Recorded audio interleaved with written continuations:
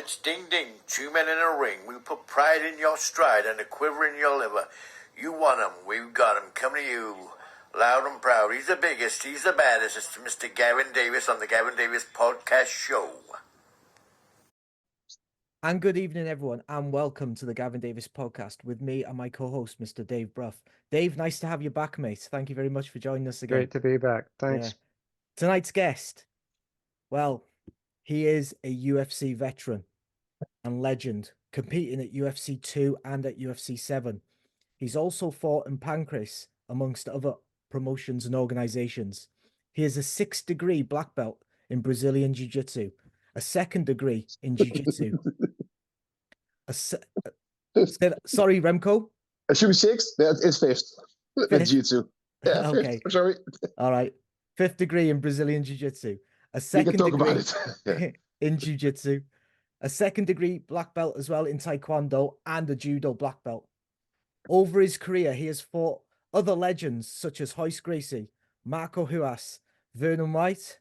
The list goes on and on and on. So me and Dave want to welcome to the podcast Mr. Remco Pardoel. Remco, thanks for joining us, mate. Thank you. Glad to be here. It's an honor. Yeah. What I want to do, I want to go back to the beginning. Mm-hmm. How did you start judo, and was judo the actual first martial art that you took up?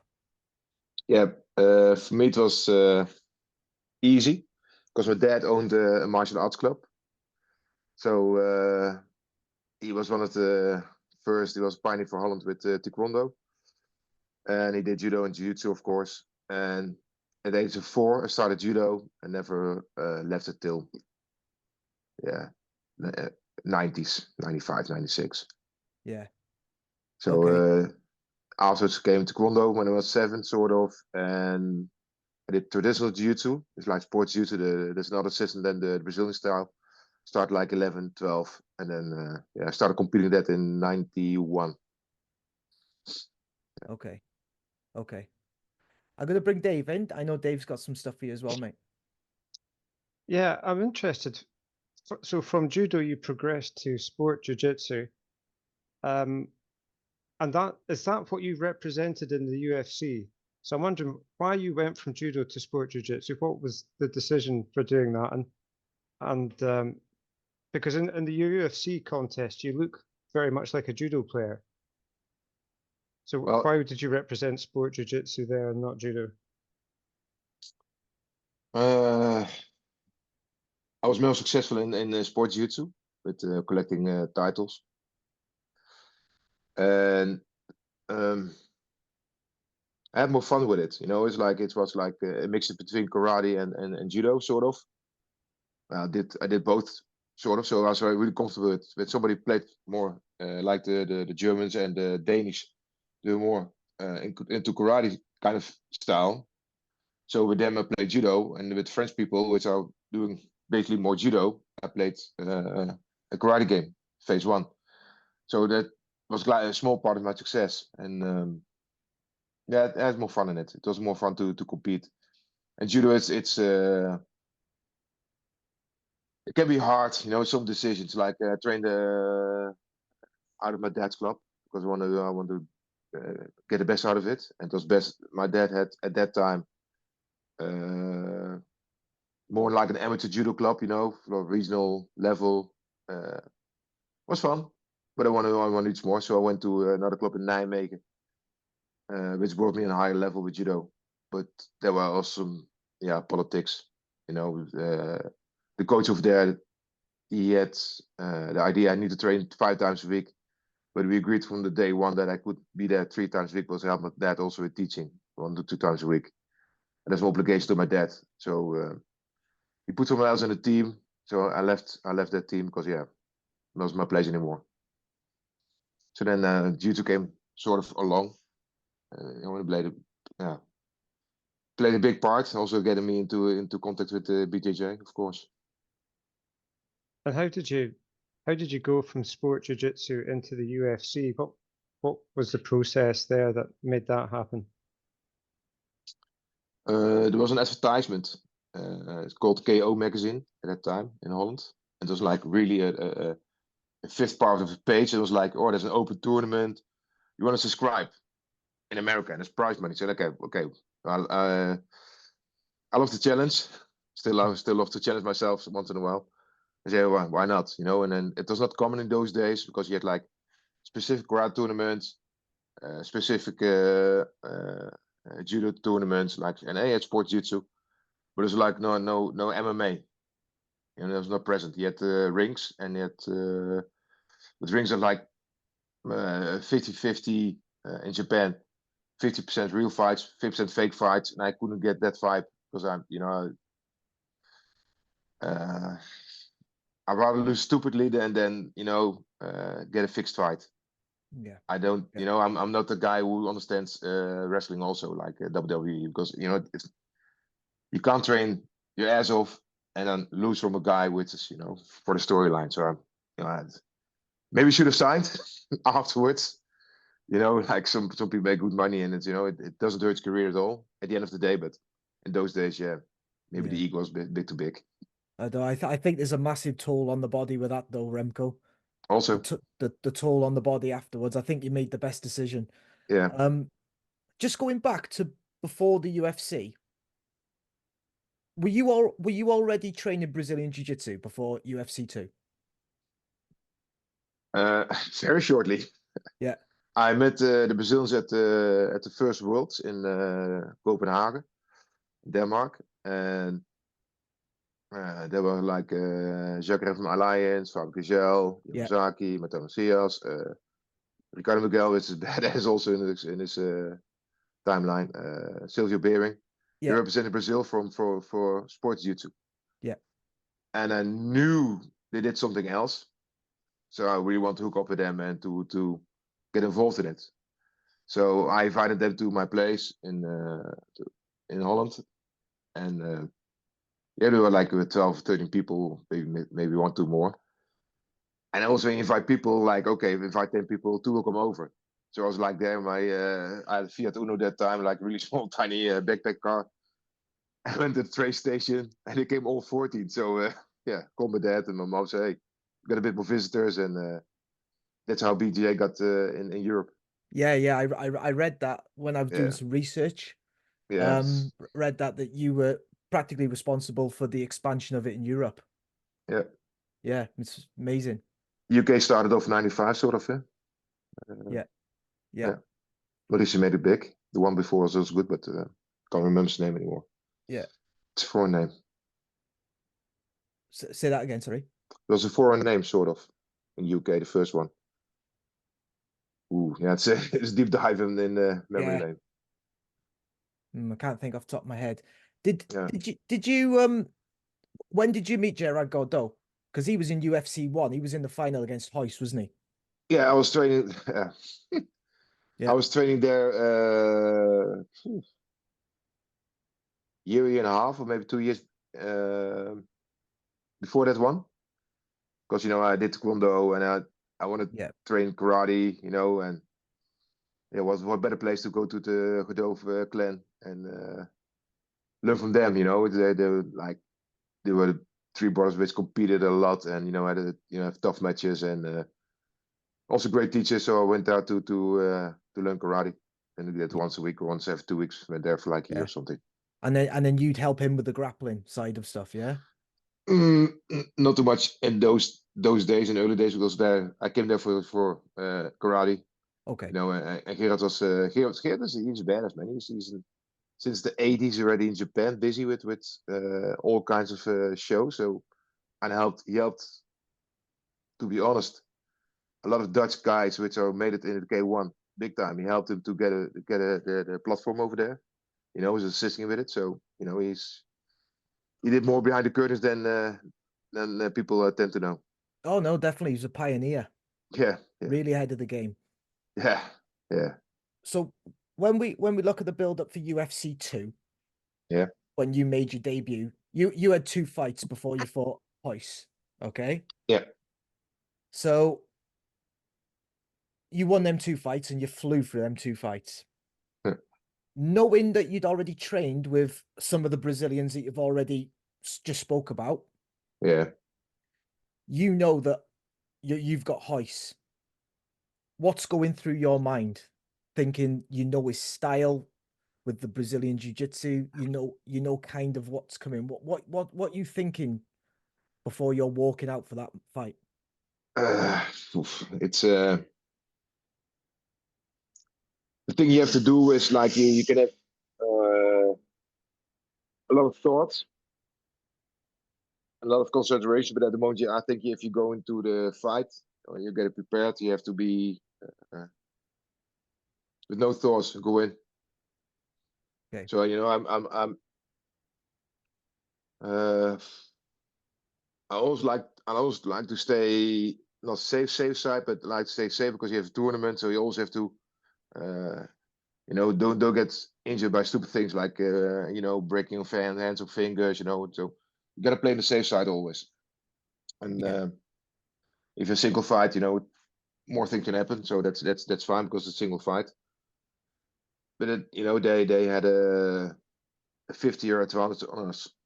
Yeah. They followed to the way back, and I was really blessed because I was allowed to sit down at the Gracie's table at the breakfast, and and sit down with Helio and other guys, and yeah, man, it's for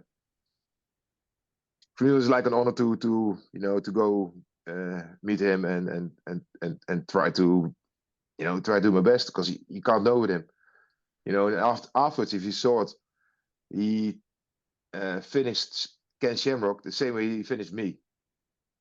Oh, that's no coincidence, they really thought things over and they really thought about how to, and that's Yeah. Because you just said something quite interesting there with, like not getting injured and different stuff. A lot of people might forget that back then you weren't fighting the same rule set that the UFC is today. You were fighting no rules. And the two rules that were in, if I remember correctly, it was no biting and no eye gouging. Yeah, And that's it. if you did that, you just got fined. You didn't get DQ'd. No, most likely not, because we didn't have a clue, and the referees didn't have a clue because it was uncommon. It's Yeah. so they had also to grow into the fights. Yeah. So your style allowed you to get through the first two fights uninjured, because I know a lot of people like Gerard Gordeau, he broke his hand. So by the time he got to the final, he had a broken hand, didn't he? Yeah.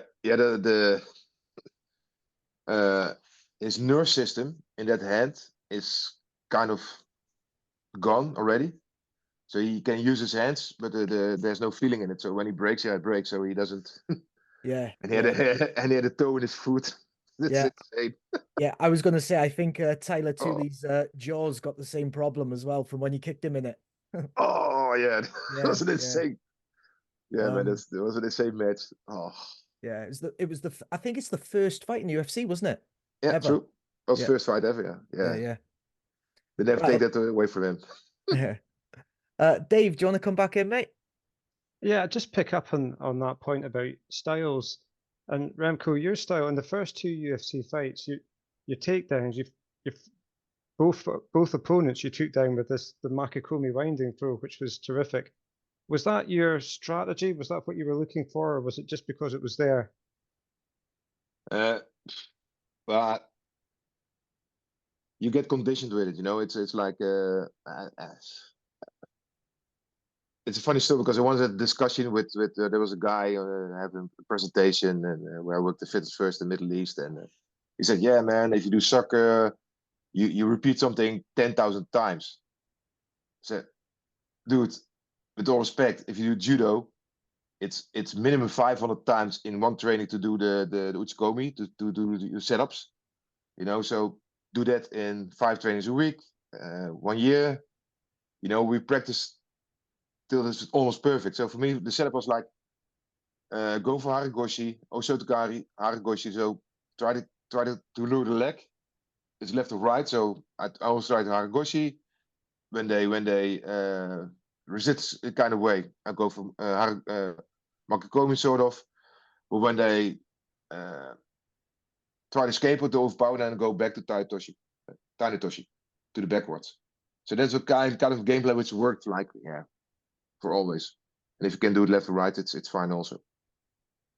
Yeah, I mean, it worked really well the first couple of Yeah. fights, and I wondered, do you think Hoyce Gracie had watched those fights and he knew your strategy because he was able to kind of anticipate it, I think. He knew really well because I never forget it. Like his belt was like when he went present itself, the belt was like fine. But when I took his belt was like loose, so it was like a gap of like this much. So I took his belt like, okay, this is not good because you have to take the belt, take the arm, and then get the interaction. But the belt is so loose. I'm like, okay, fuck. So then he had me to the back. It's a good trick, but yeah. Yeah. Okay, so that's like it. I So told you, yeah. so You go. you think he was wearing his belt deliberately loosely because of your style? Yeah, 100% sure. I want to make a bet on it. I want to make a bet on it. It was a classic move. It was like, okay, like the move, like, okay, oh, I got him sort of, like, okay, maybe get thrown. And that was like, okay, it's not good. Dave, I've told you before, these Brazilians are ahead of the game, mate. Yeah, I told you. They're 50 years ahead of us, man. Yeah. And with all the, it's not tricks, but they knew exactly how to be executing stuff, to the max, and then they, those days are also like, yeah, man, it's insane.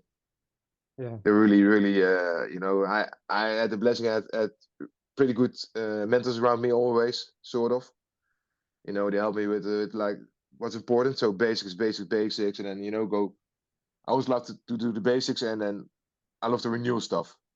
Which if you've got a problem, you'll go to the basics, and with them, it's like, yeah, it's another level. It was another level because there's no source, and I played against very good people with judo also with the Olympic level, and then Hoyce played with me.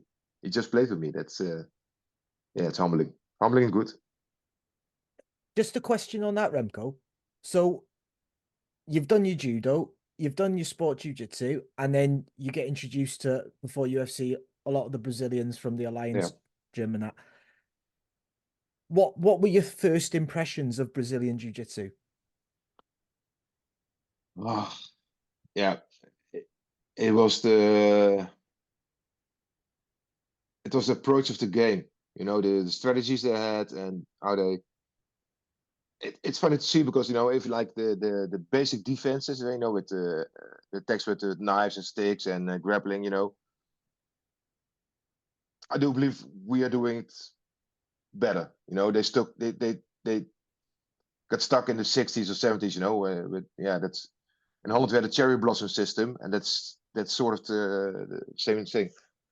But at the moment, they're gonna do the stuff on the floor, and then it's like, yeah, man, it's crazy.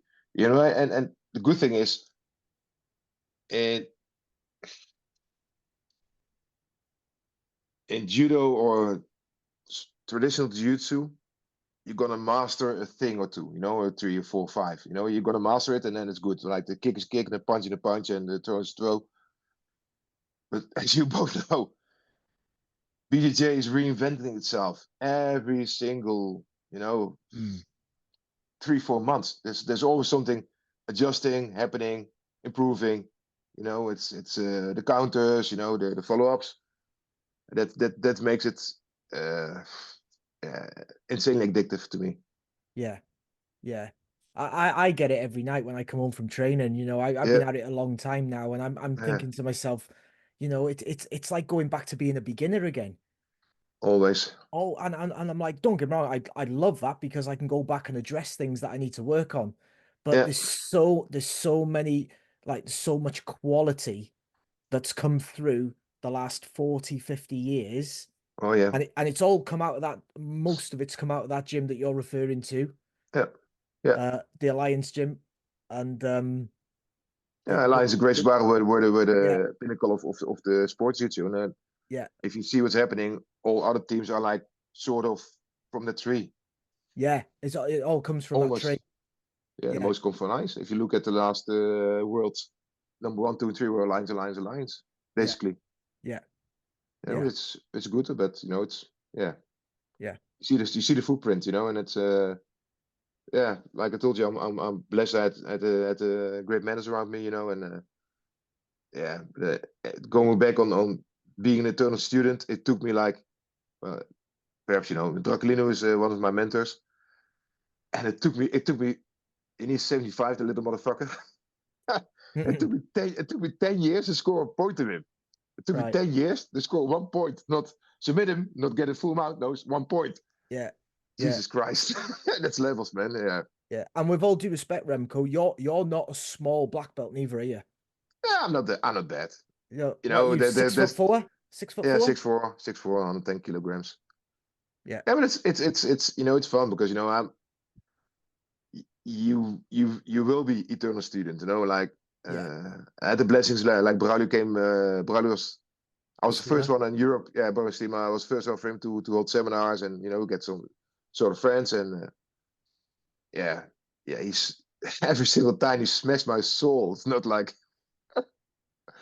it's insane, man. It's also crazy. Yeah. When he's prepared for ADCC and I'm gonna lose a triangle with you. Yeah, okay. 8 times in 10 minutes. What the fuck? It's insane. But that's great. Dave, have you got anything for Remco before we move on, mate? Just go just on. about moving on from UFC 2 to UFC 7. What did you change anything in how you trained or how you approached UFC 7 compared to UFC 2?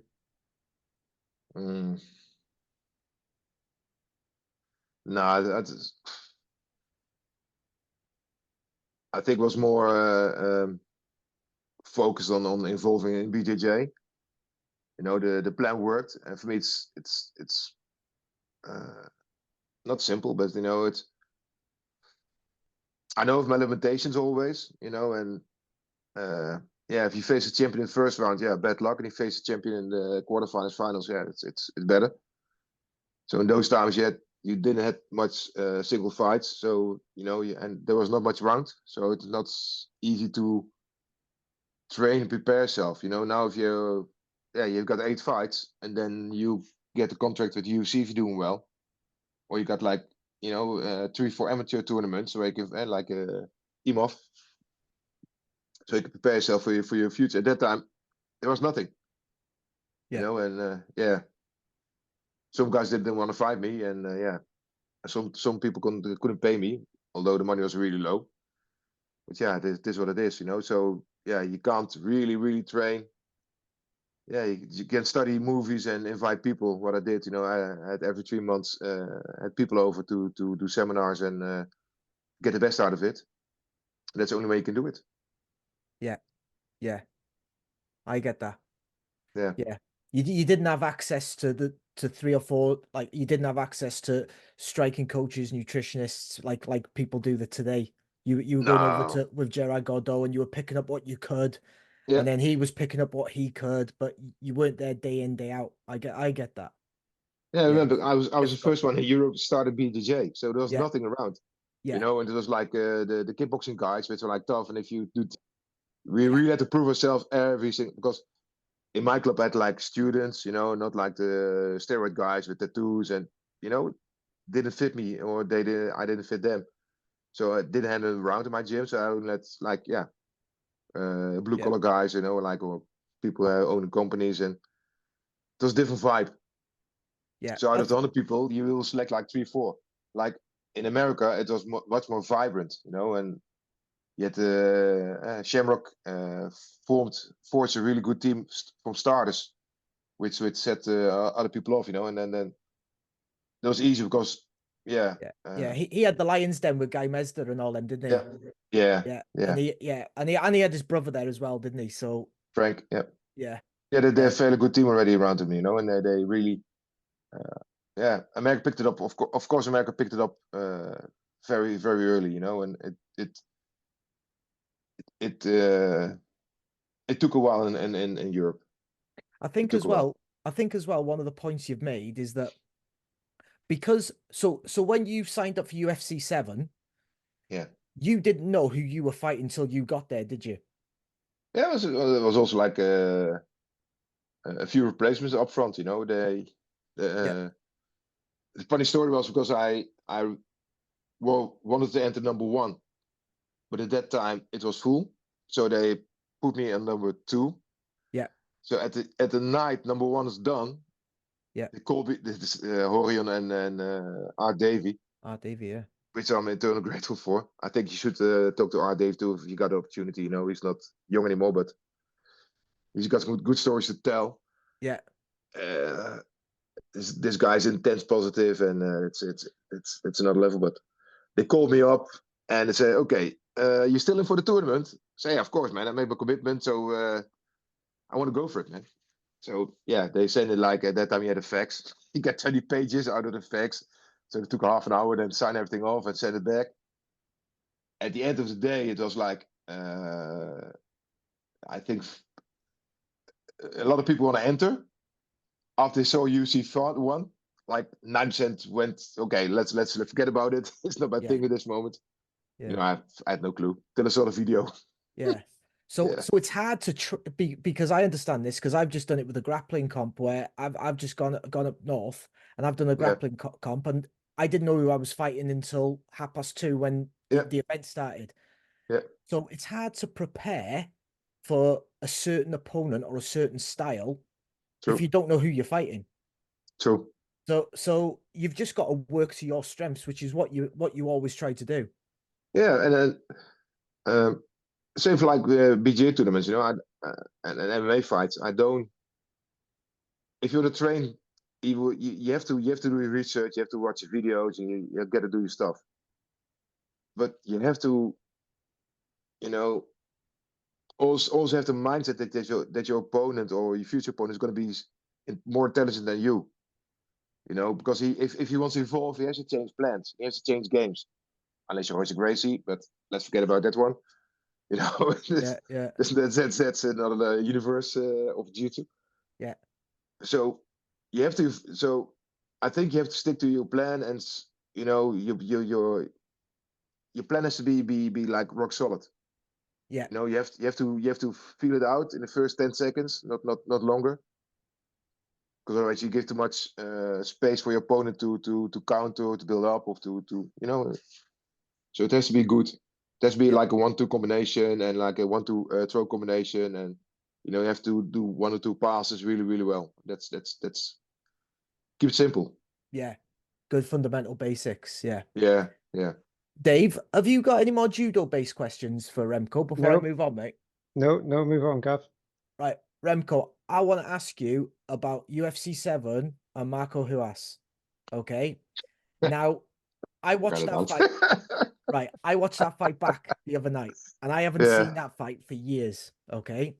Yeah. Now, Marco Huas, to me, right, with Dom Fry, was one of the first mixed martial artists where they had legitimate striking, legitimate wrestling, and groundwork. Okay. Yeah. When a lot of people started UFC 1, UFC 2, you were either a judo player or a jiu-jitsu player, and you didn't really do much striking. Okay, that came later. Yeah. Marco Huas, let's talk through that fight. Okay, you got him in a standing guillotine, and you had him for about 4.5 minutes in the standing guillotine. Okay. Yeah. You had really good control of him. I thought you were doing really well in the fight. From your angle, what happened in that fight, mate?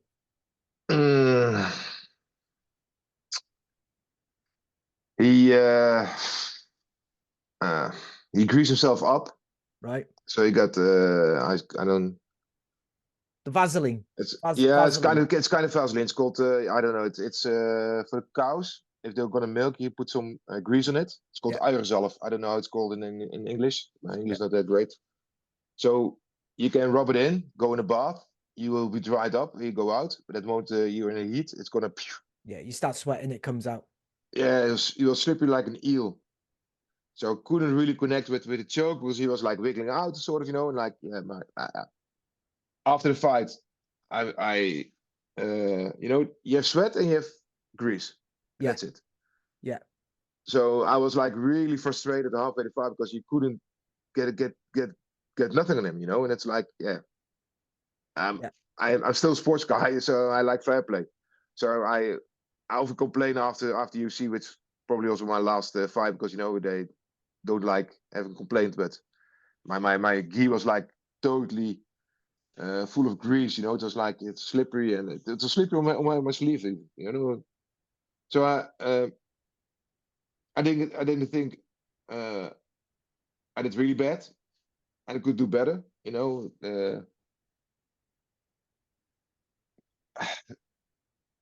I'm gonna they're gonna save one for later. You know, I opened with a low kick, which he got. You know, he tried to check it out, and I kicked him back, and he was like, okay, he was walking back, so he wasn't going for the stand-up fight, so could close in for the choke. I had to push his head more in. You know, I was pulling too much. Right. That's the go in. So I was in Barra in '96, and you know, it's a great example how yeah, for me it's Master Renzo, how he teaches. So he explained how to do the choke properly. You know, that you gotta twist your wrist a bit in. You walk in. You know, and then get a better leverage. And the other thing he taught me, it was like, okay, you do the case of it's fine, but you have to do it with 40 people. So after 20 people, it will get into the system. Okay, that doesn't work that great because you give you back half away. So Yeah. he's not telling me I'm doing it wrong. He never told me that. He said, okay, show me that it is. And he showed like 2-3 easy steps to defend it. So that's his way to teach me. For like, okay, it's good, but it's not great. Yeah. So since that day, I never did the case katame again. Yeah. You know, Because that's yeah, because I watched it the other night and I thought it's either two things. He's either greased himself up, or when you got to the floor and then he passed your guard, yeah. this is like 8-9 minutes in Yeah. that you were fatigued. Okay, so it was either fatigue got you or the grease, but obviously we know now what it was. Yeah. My condition was always fairly okay, except 2-3 fights, but there was one was due to travel. Yeah. You know, I always have conditioning on top because I was training 2 times a day, 6 times a week. You know, and then 1 week a bit off, 1 week a bit more. So I did it all my life, so I was like really used to it till '96. Yeah. Okay. So it's not it's a warm, but it's different. You know, it's okay. Yeah. Why did you retire, Remco? Age. I my retirement was like in '96 already because I broke my leg on 6 places. Okay, how did you do that, mate? Because you went on and you fought in many organizations after the UFC. You did really well. With half a leg. Right. So I was like, I wasn't on my full capacity. You know, it's like maybe 56% of what I can do because the first I had to had an MMA fight coming up. It was a rematch, and yeah, I broke my leg. Okay. And a judo tournament. So we had a team tournament, and then forget it. And there was a guy who was like blue belt, was halfway in, and we already won with the team. So I say, okay, it's blue belt. I take it easy on him, you know. And I tried to make a haragoshi, and he hooked my leg, and my foot was on the ground. My knee touched the ground, and it snapped in a few pieces. So I had to recover for 2 years because those days, it wasn't as good as it is today with surgery. Yeah. And that mild dystrophia. So it's always hurt till 3-4 years back. It's better now, but those is really bad. Got swollen and yeah. But also love to fight and you know and get the best out of it and yeah. Yeah. Sometimes the fight didn't go as wanted. Yeah, that was a bad day for my leg. 99% of the time. Yeah. And I suppose back then the purses you were getting didn't warrant risking any further injury, no? Well, the first UFC, 3 fights for $5,000. Yeah. That's it. Yeah. That's it. $5,000, yeah? Yeah, $5,000. $5,000. Yeah. Yeah. It's not too much, but it's okay. No, no. It was a challenge, and you know, Yeah. people complain these days, you know. But I think money is important, and I think you really have to fight with a purpose and with pride for your team and for of course for yourself. But I'm a bit old school in that part, maybe through school. You know, I think you defend your flag or you're proud of your flag, you stand up for that. That's the main thing. If you do it right, money will come by itself. That will be the reward of it. Yeah. But that's my vision. Okay. I'll pass you over to Dave for the last question, mate. So what are you doing now, Remco, with regard to training and coaching? Is it all Brazilian Jiu-Jitsu, or are you coaching a mixture of martial arts, or what do you focus on? Well, I'm still involved in MMA. In 2015, I went to Saudi Arabia to work there for 2 years as a general manager for like a big fitness club. So then I sort of departed the scene, sort of. I always stayed training jiu-jitsu and MMA, but I didn't train MMA fighters anymore, you know, and that's this is what it is. And yeah,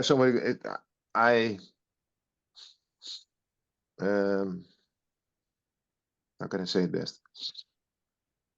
I'm not suitable for everybody. Not everybody's suited for me, and that's it.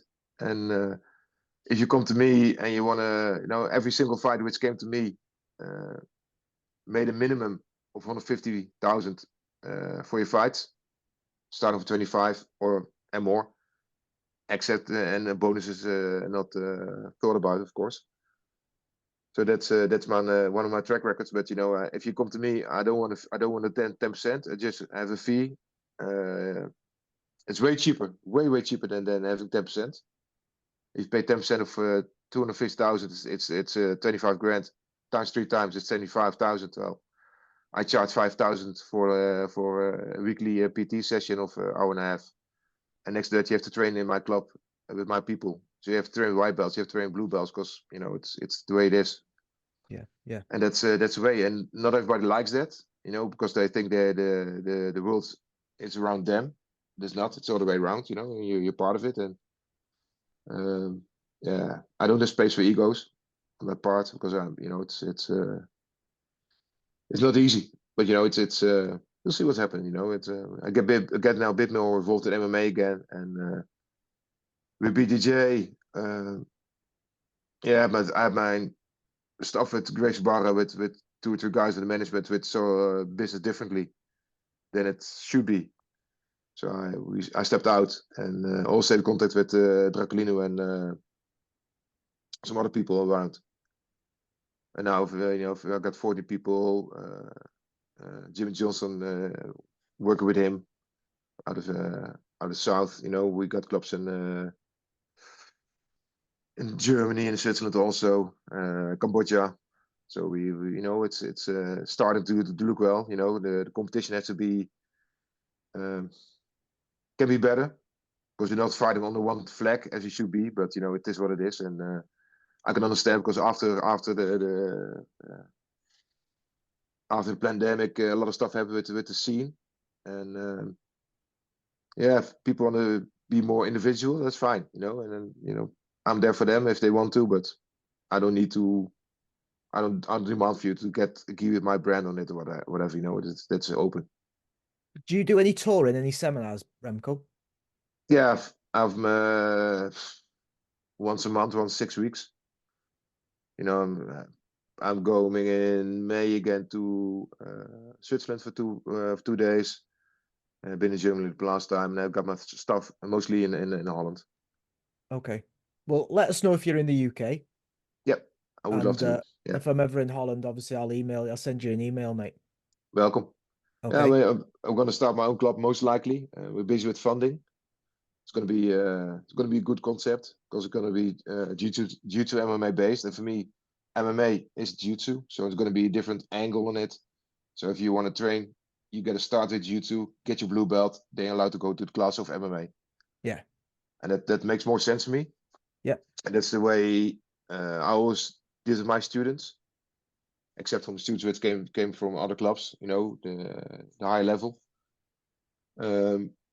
Yeah, first got to pick up jiu-jitsu, get used to tournaments, get used to having 3, 4 fights in a day or 5 fights in a day with different opponents, different energy, different possibilities. And if that goes right, then you can transfer to me to MMA I'm gonna watch it. I'm gonna give you the first fights.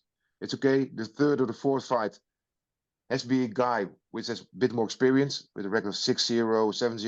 You know, Yeah. if you win that one, then we go for the second part, and then we go like get it in, and then get the seventh fight, sort of strong opponent that will make you get a blueprint for success as a pro. And it always works. It always works. You know, you get a 95% win ratio to get that system in and get it through. Yeah, you got to build people the right way in MMA. You really have. You really have. I think you have in jiu-jitsu now as well. In you know, with the sandbagging that goes on and different stuff. I think it's got to be done correctly. Like, yeah. So yeah. Sandbagging is it's a thing. Yeah.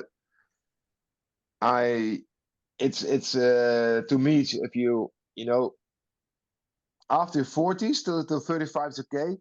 At the moment you turn 40, man, your back's gonna hurt from the throwing and the standing up. It's too tough. So that's why I go to BJJ. It's easier. It's fine. It's good for the body. It's good for the body. But it's judo. It's tough. I think people underestimate. You know, people talk about wrestling, but I think it's more like a continental thing, because like in the UK, you got a good mix between judo and wrestling, sort of. You know, and Holland you don't have wrestling. It's more judo. Germany is also like same mix, sort of. You know.